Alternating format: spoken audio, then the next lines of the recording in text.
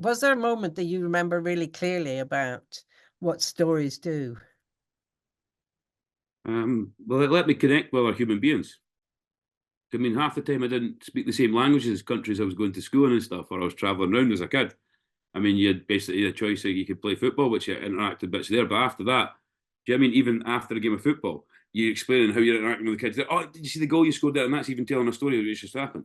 Right? But then they're telling you, oh, the big monsters over here, or whatever stuff there. People are interacting with stories, do you know what I mean, since a kid. Do you know what I mean? And I don't know if I can't say I wasn't encouraged to go and tell stories, not in lies, but I would see, yeah, I'd probably see a difference by the time 9 or 10 that how articulate I was because I was listening to other people's stories and I was telling my own stories that I'd heard and been passed on. But yeah, definitely as a kid, it was interaction. Do you know what I mean? You got to interact with other people. Yeah, I think like for me, probably started from doing live radio when I was really young, since I was about 12 or 13, and sort of telling stories through that medium, whether that be, I don't know, like stories about like music I was playing and like what people have been up to and like trying to paint a picture, like just through audio, basically. I think that's kind of like where I sort of first discovered it and like how audio can be used in storytelling in really weird and different ways. When you're producing stuff, you can add different layers and really kind of like sort of audio wise build a picture in someone's head without seeing anything at all. So yeah, for me that's kind of like then is like digital production really from when I was super young, sort of exploring that world technically inside your own head because there's no visual to it, right?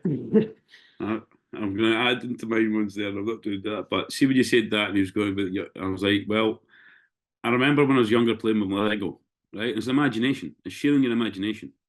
Because when I played with my Lego, I made all that, and I was like, and mum, but my verbal wasn't that great. And I was like, blah, blah, blah, and my speech was really bad when I was young, lisping and everything, blah, blah, blah, blah. I don't know who came up with it or not, but I ended up getting a camera and taking photographs of what I made. And then I was telling this story on this week in a storyboard of it. And I would like draw my things of what I was trying to tell the story of. So it's a sharing your imagination, even if you're non-verbal or verbal or whatever way. It was sharing your imagination. That's what kind of reminded me of there, which we're saying sharing stories. And at that age, you might not realise it's a story, but it's just your imagination. You know what I mean? And you're sharing someone else's imagination from the past. I mean, I'm not even going into that subject right now, but I mean, that's what all books are about. I mean, even fiction and fact books, whatever fact books you want to believe in, but do you know what I mean? It's someone else's imagination being shared. And we've all got them. Let's put them in the right environment and they all can be beautiful and friendly. They don't always have to be scary. But yeah, sorry, I'm way off on another subject with that sense there. But yeah, Lego. I remember even playing with Lego and telling stories about my Lego, even though I might be able to verbalize them. But I was like, yeah, I mean, it's telling everything stories about imagination. So